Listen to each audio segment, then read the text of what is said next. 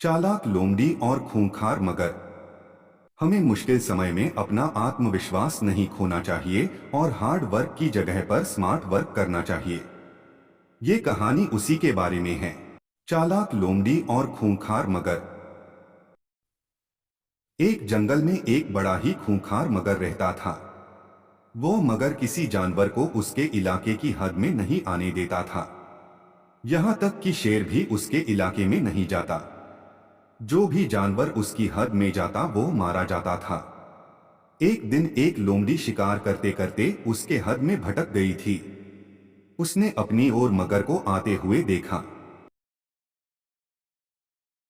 मगर को देखते ही लोमड़ी की सांसें रुक सी जाती है। लोमड़ी को लगता है कि आज तो मैं काम से गई। तभी उसके दिमाग में एक आइडिया आता है। लोमड़ी अपने पास कुछ सूखी हड्डियां पड़ी हुई देखती है। लोमड़ी मगर को अपने पास आते हुए देखकर उस सूखी हड्डियों में से एक हड्डी पकड़ लेती है और उसे चूसने लगती है। लोमड़ी सूखी हड्डी चूसते चूसते बोलती है कि वाह, मगर को खाने का मजा ही कुछ और है। मुझे अगर एक और मगर मिल जाए तो मेरी तो दावत पूरी हो जाएगी।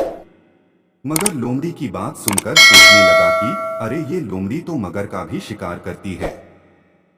यहाँ से भागने में ही मेरी भलाई है। वो वहां से जैसे तैसे करके तुरंत भागने लगता है। एक गिलहरी यह सब देख रही थी और लोमड़ी की सारी बातें सुन रही थी। गिलहरी सोचती है कि ये तो अच्छा मौका है। मैं मगर को जाकर सब कुछ सच सच बता देती हूँ। ऐसे मेरी मगर के साथ दोस्ती भी हो जाएगी और जंगल में रहना भी आसान हो जाएगा, क्योंकि जो मेरी दोस्ती मगर से हो जाएगी तो जिंदगी भर जान का खतरा भी चला जाएगा। गिलहरी इतना सोचकर जल्दी से मगर के पीछे उसे सारा सच बताने भागती है। लोमड़ी गिलहरी को जाते हुए देखती है। उसे समझ में आ गया कि कुछ तो लोचा है। उधर गिलहरी सारी कहानी मगर को बता देती है कि लोमड़ी ने तुम्हें बेवकूफ बनाया। मगर बहुत गुस्सा हो जाता है। वो गिलहरी से कहता है कि चल मेरे साथ, मैं अभी उस लोमड़ी की लीला खत्म करता हूँ। मगर गिलहरी को अपनी पीठ पर बिठाकर लोमड़ी की तरफ आने लगता है। लोमड़ी मगर और गिलहरी को अपने ओर आते हुए देखकर फिर से दिमाग लगाती है।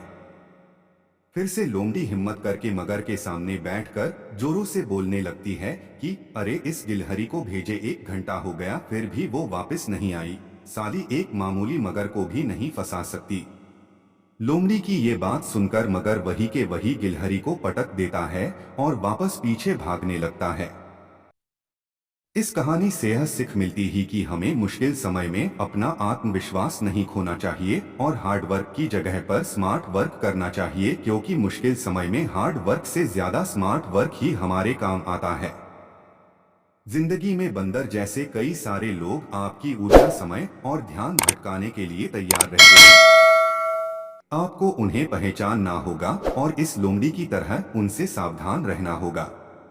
अगर आपको हमारी स्टोरी अच्छी लगी हो तो अपने दोस्तों के साथ भी शेयर कीजिए और कमेंट में जरूर बताइए कि कैसी लगी हमारी ये कहानी।